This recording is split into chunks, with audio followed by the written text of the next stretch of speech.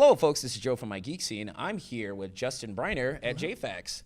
Justin, how are you doing today? I'm doing great. I'm just ending a really wonderful weekend with y'all. So First time out to JAFAX. yeah, first time in Michigan proper. So Is it really? Yes, absolutely. I may have driven through it like one time before on a road trip, but this is my first like meaningful visit to Michigan. So it's been really cool. I really love the Grand Rapids area. Even though it's like sweltering hot. It's ridiculous, dude, because it's normally not this way. Yeah, that's what everyone's been telling me, and I haven't truly minded. I think it's us Texas folks have brought the heat wave to you, so I apologize. But you folks have like dry heat, isn't that correct? No. So Here's the funny thing. When I first tried to move to Texas, when I first was entertaining the notion and telling my family and stuff, they were like, "Oh, you're gonna love it down there. Texas is all dry heat." It's very humid. Sometimes when you go outside, it feels like you're swimming. So all my Texas experts from Maryland I don't think they had the expertise that I believed. okay, I mean, because... No, it's a common rumor. Like it probably out toward the desert, it's a lot drier. But where I'm based, it can get wet. No, because it's just been miserable. I mean, like, even, not even part of the interview, but just, like, me trying to sleep at night, even with 2 fans blowing on me. It's just, like, I'm circulating the hot air all over me. Yeah. Well, enough about my sleeping habits, folks. I'm here to interview Justin Briner. For those of you who don't know, he's a voice actor. Well, I mean, they're both the same thing. You're an actor. That's what you do. So he's Izuka Midoriya from My Hero Academia and Luck Voltia from Black Clover. Yeah. And amongst numerous other things. And Cloud from Final Fantasy VII Machinabridged. Yes. All right, Justin, I start off most voice actors with this question. What was your first exposure to anime? Not as a gig to work, but just while you were growing up and whatnot. This question sort of has 2 answers for me. Because looking back, there's definitely a first wave of anime that I got into. It was when, Pokemon and Dragon Ball Z and Sailor Moon were all on Cartoon Network. I didn't have the cultural awareness of understanding as a child that, okay, this is anime. I just thought, these are really awesome cartoons. They're doing things that none of my other cartoons are doing. I want to rush home every day and watch this stuff. Yeah. Yeah, exactly. And so I did for years. But I guess probably when I understood anime as the medium that it is was probably around the Toonami era when they were airing like Cowboy Bebop, Samurai Champloo, Fullmetal Alchemist, just it's so many, waves and waves of amazing shows. And, once you see stuff like that, you crave more, I think. Yeah, like Adult Swim when it premiered in, that's when I first caught Cowboy Bebop. That's right, it was Adult Swim, I'm sorry. It's Toonami now, part of Toonami, but yeah, Adult Swim. I'm not trying to be Mr. Correct. I just, sorry. Like they're gonna be like, they're typing like, you didn't even know. No, I know. But no, like that blew my mind when I first checked out Cowboy Bebop. I was like, and like that's like my go-to anime for like people who've never seen anime before. Like it's 26 episodes. I'm like, here, this is something that's self-contained, and it goes to show that anime is not all kid stuff. Because I've said to people like, I like anime, and they're like, what's that? And I explain it. It's like, oh, you mean like Pokemon? I'm like, yeah.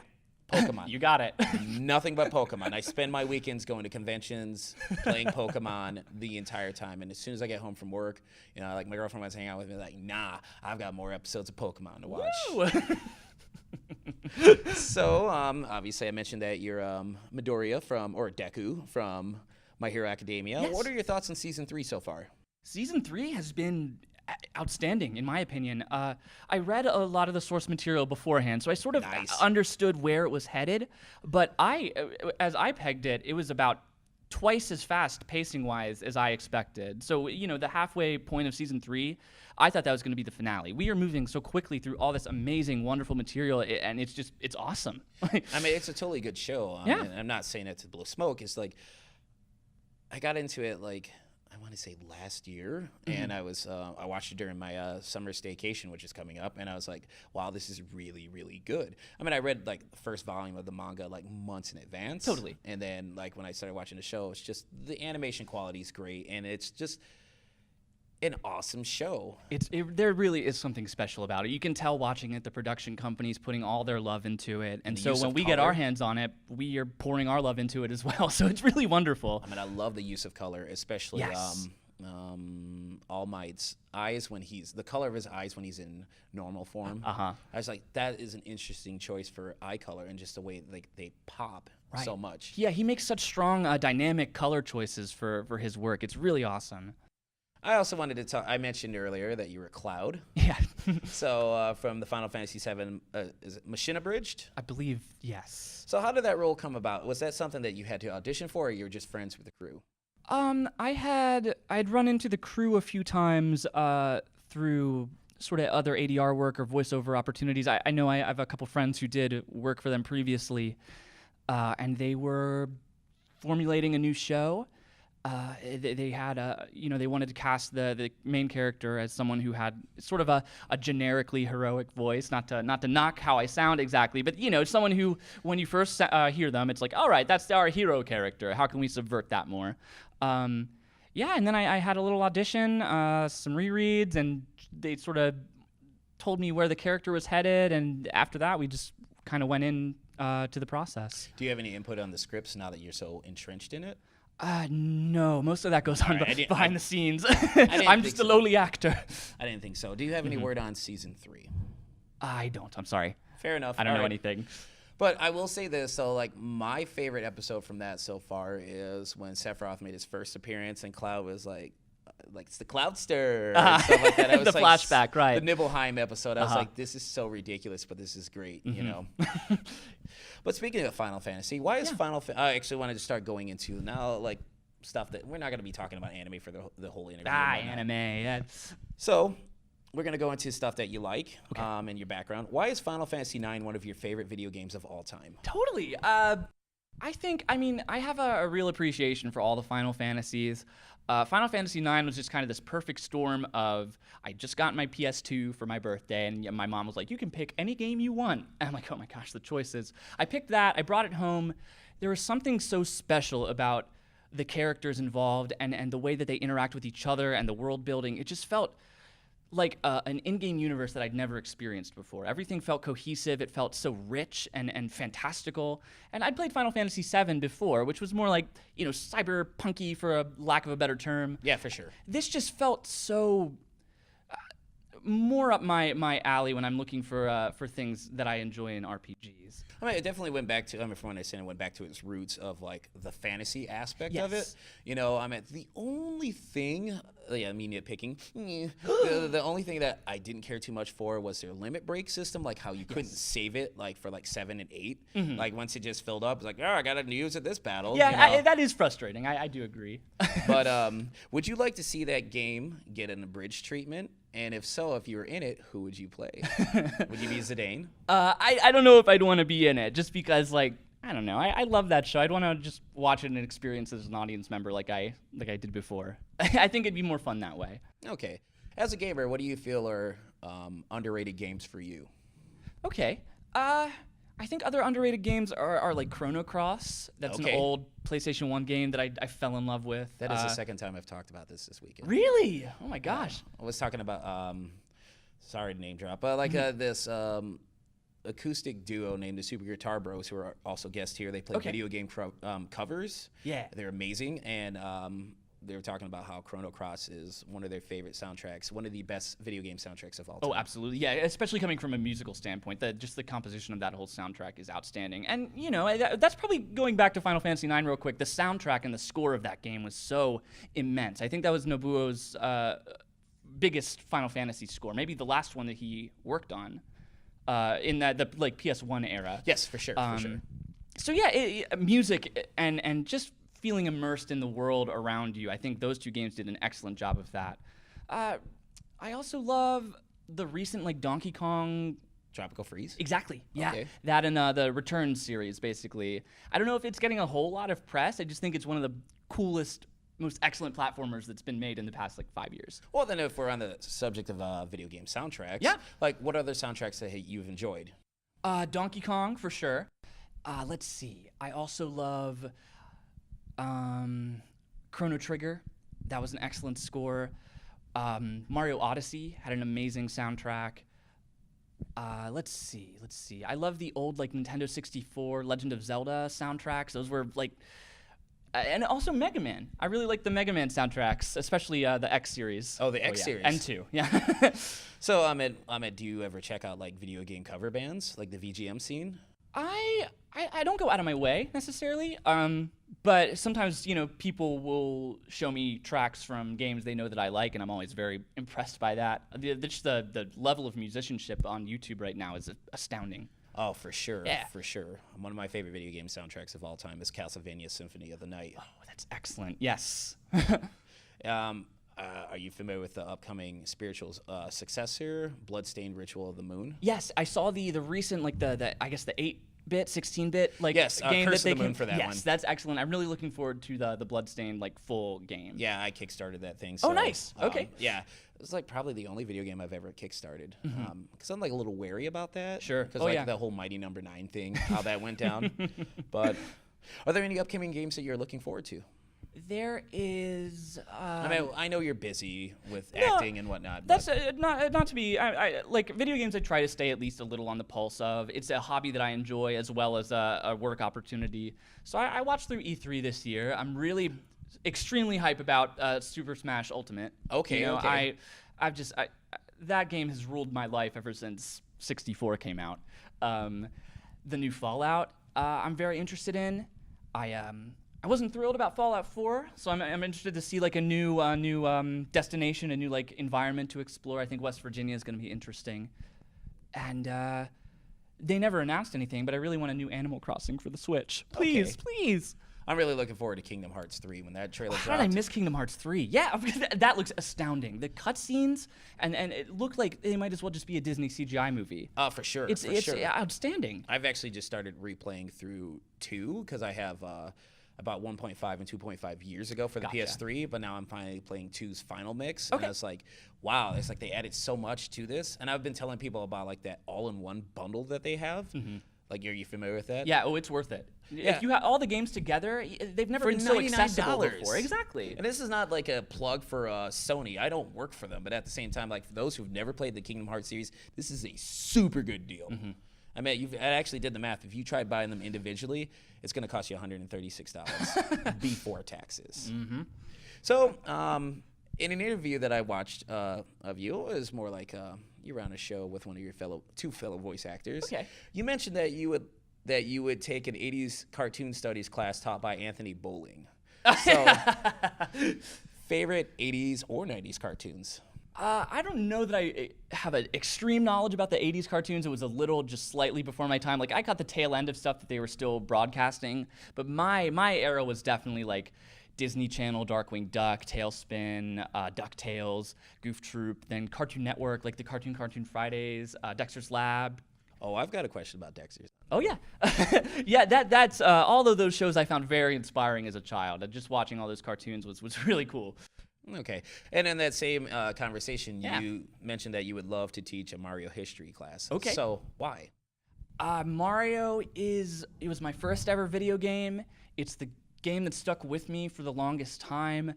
And I don't know, I was just sort of talking with my friends one day, and we were, discussing Mario, and we all kind of came to the same conclusion that I was like, I really know a lot about Mario.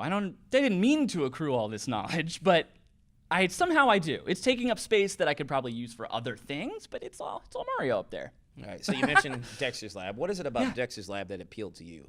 That was a great show. Oh, it was. Until the final season. What? Yeah, and they ran into, I guess, some production issues, or they tried the artwork to changed, and it just totally changed it.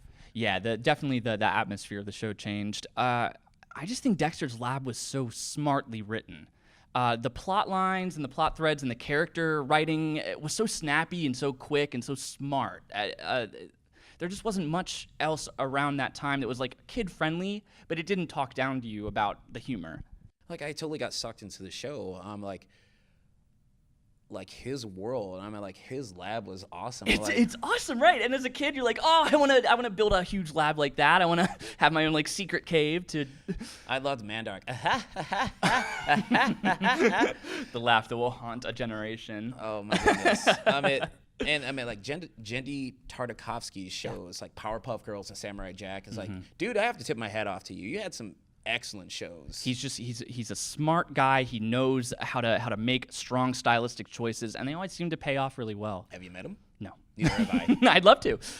So another thing that I wanted to talk to you about is music, because it obviously seems to be a big part of your life. First album you ever bought with your own money? It's probably like Backstreet Boys, Back in Black or something. Maybe like In Sync, A-Teens or something. I was real small when I bought my first CD. That's fair. All right then. Favorite artists and albums. I've really been jamming on Wolfpack recently. They're like a. Does that include Cory Wong? I love Cory Wong. I love whenever they collaborate, but I also I love Wolfpack, and Cory Wong specifically. I kickstarted his album a while ago, and that was awesome. I stumbled upon one of his videos while I go through like regular music hunts because I always wear out music so quickly. If I find a song I like, I'll just play it on repeat until I'm like, all right, next. No, for sure. Oh man, I should have like when I saw you on Friday and did the brief introduction, I should have mentioned to you that you. Well, you still got time. Head up. It's close by. Vertigo Music. It's a record store that's real close by to this, and like they have a great selection. Like if you're like a music head, that would definitely be the place to go. Okay, you know? yeah. And I don't work for them either, but like I love going there. Should I say? No, that sounds really cool. I mean, when I was checking out your Twitter, I did like the song that you shared called "Clouds" by Cory. I love that. That is the song that in his Kickstarter video I listened to, and I was like, all right, I need to learn more. So you seem to go for the more upbeat songs, like not necessarily positive sounding, but like as I guess you could say positive sounding, like happier sounding. Was that the sort of stuff that you gravitated towards? Because it also had like a funky rhythm to it as well. Yeah, I like things that are funky. I like things that have sort of that sunshininess to them. Like Flight Facilities comes to mind as like an electronic duo that I really like that does that same sort of music. Yeah, I like things that are musically rich and diverse. I like to listen to music that keeps me guessing, that lets me admire like the musicianship of the people playing the instruments. I like, and even if they're not playing instruments, we're in a very digital age of music, but I think that now that technology is so accessible that real musicians are able to get on there and make really wonderful music without having to spend the years playing and learning instruments to do so. Well, I totally agree with that. All right, so some of the best concerts you've ever been to. Unfortunately, I haven't been to too many concerts. I know. I got That's all good, dude. It's all good. I went to a Flight Facilities concert that was awesome. I was one I had to drag all my friends to. I'm like, please, you got to come see this. And that was really fun. We just went into like a nightclub, and they had a couple openers, and they played all my favorite songs, and we danced all night. I saw, was it Gautier in concert with Kimbra? That was back when somebody that I used to know. Exactly. And I remember distinctly, it was during one of my weird music hunts again. I was laying in my like college dorm room with my pals around. And I was like, hey, y'all gotta listen to this song. I really think it's catchy. And I played them somebody that you used to know. And they're like, hey, that's pretty good. And then 6 months later, I hear it on the radio like every other minute of every day. So we saw them in concert, which was amazing. Like he's also just a profoundly talented solo musician. That's the great thing about like indie music, because I mean, it seems like you're definitely into indie bands. Like what you're getting from them is their vision without like some big exec saying like you got to change this, you got to change this so it can sell more copies. I mean, like that album I gave you, the band Ostinato, they only released 3 albums. I found out about them like after they had broke up, and I'm like, I would have loved to have seen you in concert. And like their music is like, it can be dreamlike, it can be ethereal, and they definitely change it up. It's nothing like harsh at all. I mean, it's like. I totally dug it enough that I'm like, you should check this out. I mean, it was another band I wanted to make a copy for you, Magna Carta Cartel.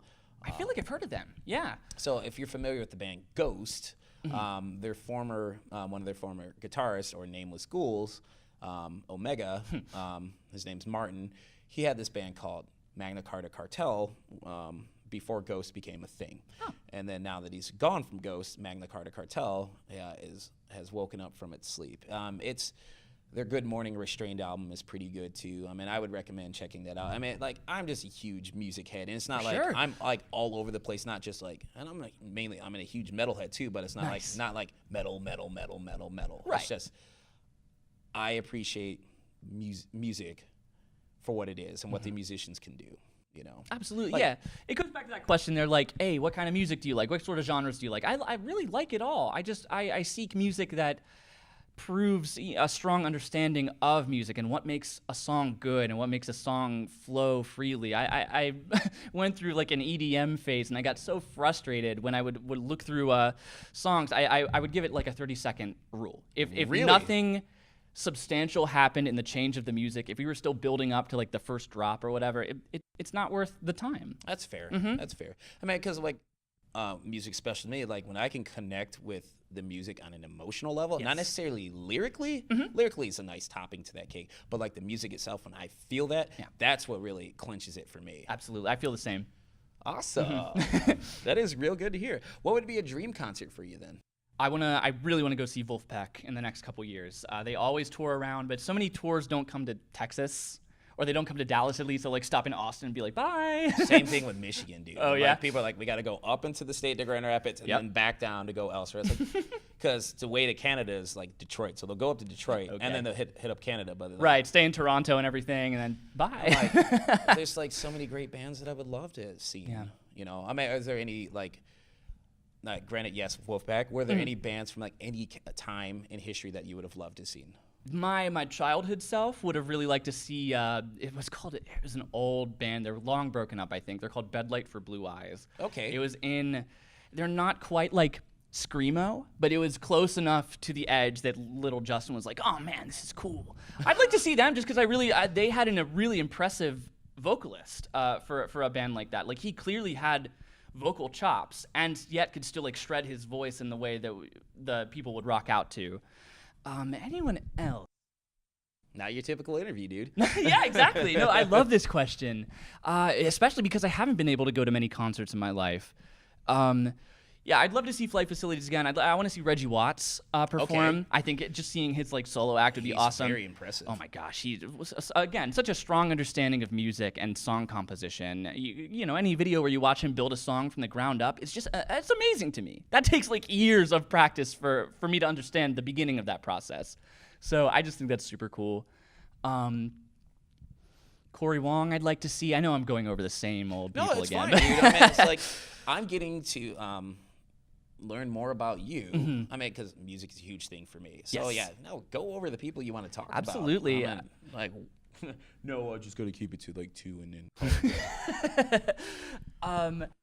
It also sort of branches into like, actually, for all the concerts I didn't see, it was musical theater that I did see. Like, I would go to shows with my father and mother and watch musicals, or go up to New York and catch Broadway shows. So I guess that was sort of my go to the audience, listen to really amazing music, and then go home and buy the CD and everything. You must have been peeking at my questions, because why is Little Shop of Horrors one of your favorite musicals? Little Shop of Horrors, especially because I have an excellent memory of seeing like a touring cast come through Baltimore when I was pretty young. That was sort of a formative experience. It was like, hey, I really like this. I think I'd like to try more stage acting. I just think, and at a core level, the show is just so smartly written. The music is equal parts hilarious, devastating. And so it doesn't take itself seriously, and yet it's so dark. And I like that. It's just that perfect, like, dark comedy musical experience. Hearing the giant prop Flower sing like a huge R&B number in the middle of the show is Feed me, Seymour. Exactly. He's rocking out in the middle of the plant shop, and it's just, I thought that was awesome. Yeah, I'm only familiar with the movie with Rick Moranis and Steve Martin, right? Steve Martin. Yeah, that's right. Forgive me, I've not seen the musical myself. That's totally okay. Weren't there songs from the musical in the movie? I want to say yes, because Steve Martin did I'm a Dentist, right? Yes.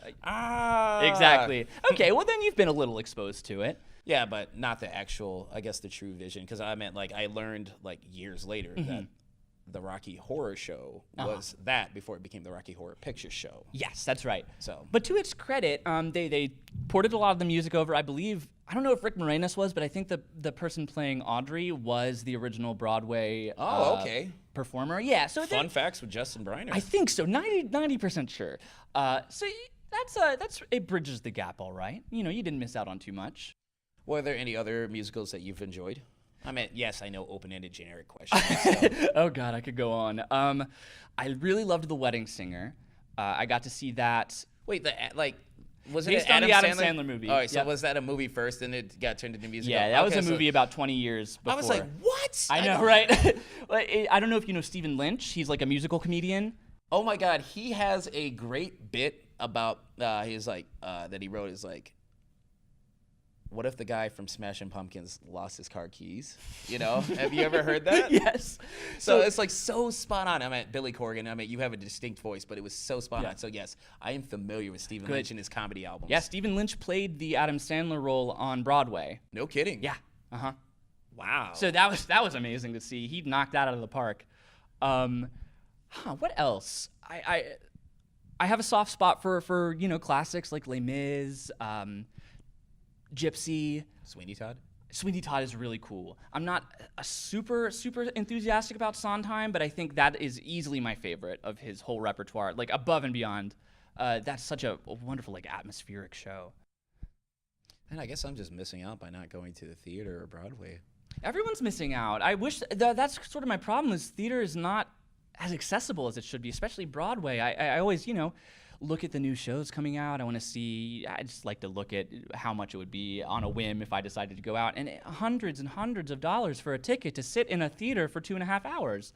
Like, we should be able to make that more accessible somehow. I like the rise of taping live performances and like showing them in movie theaters, for instance. Nice. Yeah, I think that theater and musical theater are so wonderful and such excellent vehicles for exploring your emotions and your feelings and understanding music and appreciating just the work that people do on the stage, because they're all amazing spectacles, and it's often hard to tour those around. So if we spent more time like shooting musicals in a cinematic way and then spreading them out to the world where people can buy the Blu-ray or see it in theaters, and I think that would do a real world of good. And also that would give like all those theater actors, I would like to say job security. Certainly. They'll at least probably get some royalties from it. There was a recent production of Jesus Christ Superstar live on NBC. It starred John Legend.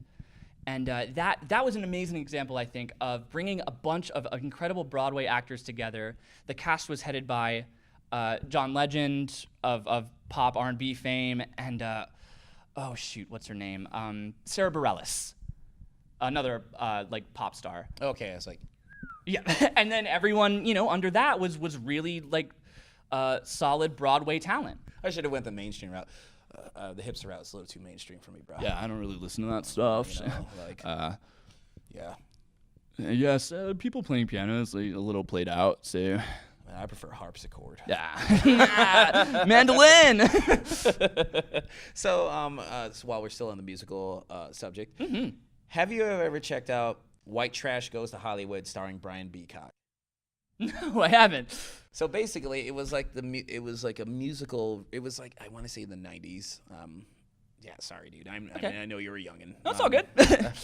It was like a musical version or biopic of Guns N' Roses. So it starts off like, if you've ever seen that video, Welcome to the Jungle, like he's like a hick that ends up going to Hollywood and becoming this big rock star. Okay. But like, if you look, you can find it on an old clip of Conan O'Brien, like they're doing like a very small abridged version of it, and Brian is just like belting out tunes, not like even trying to sound like Axl Rose. He's just his voice, just singing out. So, because I asked him about that, and it was never released or recorded, but I just wondered, maybe like in your time, bubble coming out of my face, that if you might have either heard or checked out White Trash Goes to Hollywood. No, unfortunately, that didn't make my radar. Do you have any ideas for a musical yourself? To like create? Yes. Oh gosh. I don't. It's hard to say. Like I guess maybe if just to be general, I really enjoyed I think it was last year, Dear Evan Hansen. It was and Next to Normal to an extent. These are like real portraits of dealing with mental illness on stage, like a mother dealing with schizophrenia or a teenager dealing with anxiety in high school. Wait, was this a musical or was Yes. it? Oh, okay. So I think being able to explore more of that on stage is going to be really wonderful. Not to disparage the recent rash of like kind of movie adaptations into musicals. It's just not, it's not an original story. I still like to go in and watch it. The spectacle's amazing and the performances are still wonderful, but I'm not seeing anything new. I'm just seeing sort of stuff that I already know expanded. Whereas Dear Evan Hansen sort of blew me away. It was something that I hadn't experienced before in a soundtrack. Okay, that's interesting. So I wanted to talk about a film that you enjoyed. Okay. Whiplash. Nice, yeah. Oh, I watched that. So I would definitely say that J.K. Simmons was fantastic in that. J.K. Simmons is just amazing. I don't even know what to say. Like, he did his job and made me suspend my disbelief, and like I hated his character. Yeah. Not his, like the character itself. Yeah. Now, did you think that Andrew went too far trying to earn the approval of Fletcher in that film? Spoilers, folks. Yes. I don't know if it's up to me to say. Like, I think that's sort of the whole ending of the film is he achieved that genius. He achieved that greatness. Was it worth it? Was all of the turmoil and the emotional abuse and the tears and blood And breaking worth up with it? that girl. Yes, exactly. Yeah, right. His whole life was irreparably shifted. Basically, he was out of college at the end because he just gung ho about this drumming, and yet he delivers a stunning, perfect performance at the end. Because like when I was watching him, he's breaking up with his with the girl at the time, and I was like looking at them, and I was like shaking my head. I was like, dude, no. I was like, because I have my girlfriend too, and she knows how important that MIGeekScene, which is my business, is to me. But I would never ever push her away solely for the fact to make MIGeekScene bigger and better. I was like, no, you need someone to anchor you, to ground you. And I was like looking at him, I was like shaking my head, I was like, you stupid kid. Right, the writing's on the wall. And then like at the end when he was trying to reconnect with her, and like she's like, yeah, well, I don't know if my boyfriend's really into jazz. I'll have to ask him. I was like, that's exactly what I was expecting to happen. And I mean, what did you think was gonna happen? You know? Yeah. I mean, and then when Fletcher was screwing with him at the end, I was just like, Oh my gosh, yeah. like, why would you keep going back to this? Right. Yeah, that's and it's sort of that whole like abuse scenario is why do you go back? Well, because there's something that they're giving me that I can't get anywhere else, I guess. I just think that movie's wild. It's like watching a car crash. It was very good though. Yeah, car crash. You're like, no. Yeah, I gotta go play drums. I was like, Okay. I was like, when that whole scene, like after like the performance from the car crash, I was like, that's what you should have done when he slapped you the first time, you know? I mean, but different people do different things. But it was a very good movie. So, folks, I mean, if you got through the spoilers that we just mentioned, Yeah, right. it is actually a very good film. It's excellent. It makes me very anxious, but it's excellent. Do you like jazz yourself? I do. I don't know that I'm really well versed in it. I guess I like what has evolved from jazz a lot. You know, I like R&B. I like funk. I like disco. And they all sort of came from those musical roots of hey, we have excellent musicianship. We're just gonna play what's in our heart right now, and it's gonna be real fun. That's all you can ask for music is for people to play what's in their hearts. Exactly. Well, as we're wrapping this up. Oh no! I'm sorry, dude. Like I literally am out of questions. Okay. I mean, like if there was anything else you wanted to talk about, like something that you feel is important that you don't get to talk about, sure, I'll give you that platform. No, unfortunately, you've been extremely comprehensive. Oh, thank you, dude. Yeah. Well, that's what I aim to do Yes. every time. Spread the word to your voice acting friends. You got it. So I end these my interviews with these final 3 questions. What's new that you would like to talk about that you're allowed to promote? In my work? Yes. Okay. We're doing. Hell, if you want to promote albums too, feel free to go to yeah. that. But if you want to do that after this, yes, go for it. Okay. Well, we're right in the middle of recording My Hero Academia Season 3, which is amazing. We just took a little 2-week break in between our Simuldub schedules, so you have a little time to catch up if you're seeing this. I'm also working on... Well, I have a few conventions coming up for like Anime Expo. This may have happened by the time this comes out, but I'm going to go and promote the release of the My Hero Academia movie, which is going to be really exciting. So that's already recorded? No. Well, it is in Japan. They're premiering that version. Okay, I wonder how that's going to be. You know, I'm interested in checking it I'm out. really excited. All I've seen is like key art and little plot threads, and so I'll finally get to see everything in action. So, all right, not spoilers. Is it going to be like not not a rehash, but like a retelling of like the beginning of the series, or is it like a separate story altogether? I believe it's an original story. It focuses awesome. around like another quirkless girl. Okay. Yeah, I mean, I'm comprehensive in my research, but then there's a cutoff limit. Oh, I mean, sure. You should have knew that. You should have known that, Joe. You didn't know that? Yeah, I would love for you to be hipster on me, like, oh my god, my anime expertise level is this high. I wish. And yeah, I'm sure there's going to be more work like that to come. So just stay tuned. Follow me on Twitter and stuff if you're interested, and I will always let you know what's going on. Okay, well, if you wanted any albums to promote, feel free to go and do that. Buy all Wolfpack and Cory Wong. Do it. Buy their vinyls. I should totally tag them when I actually post this to Twitter. I've tagged them before. They're probably like, who in the world is this guy? Oh, it'd be awesome if they were like huge anime fans, but they didn't put 2 and 2 together. Wouldn't that be funny? Like, oh my god, we want to perform a show just for you. Please. All right, and you mentioned your social media. If people wanted to find out more about you online, where could they go? Twitter is definitely the place to be for as far as my content goes. I'm trying to work on my Instagram presence more. I just bought a new phone with a camera that works like a camera. So I'm going to try to do that, but no guarantees. Don't feel too bad. I actually found a program that emulates my Android. So I upload my edited photos to Instagram. Oh, that's sweet. Because I can't do it with this. It's just like, no thank you. So what's the Instagram? I mean, what's your name on your social medias? These are, it's going to be real tough. Twitter, @JustinBriner. Instagram, Justin.Briner. There is a subtle difference. It's true. It's true. Don't get confused. Final question. Yeah. What would you like to say to your fans throughout the years? Thank you for just everything that you've done as far as supporting me and the work that I do and my peers and colleagues. Dubbing has come such a long way since I was a kid. And my admiration for it has only grown as I've been able to be a part of the process and meet the people who are also equally passionate about it, and more so, that they make the magic happen. So just to be a part of things like this, going to conventions, meeting folks who are equally passionate about the things that I really work hard to make sure people can get invested in is really special. So just thank you for your support. Please, if you ever feel like hitting me up, please feel free. And just thank you. It's really been an excellent time, and I'm hoping to make more memories along the way. Most excellent. Yeah. That's a really good answer. Thank you.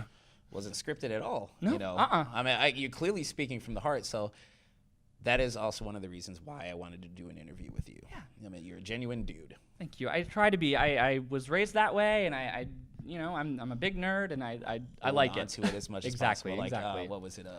Billy Madison. Cherish it. Right? Cherish it for the rest of your life.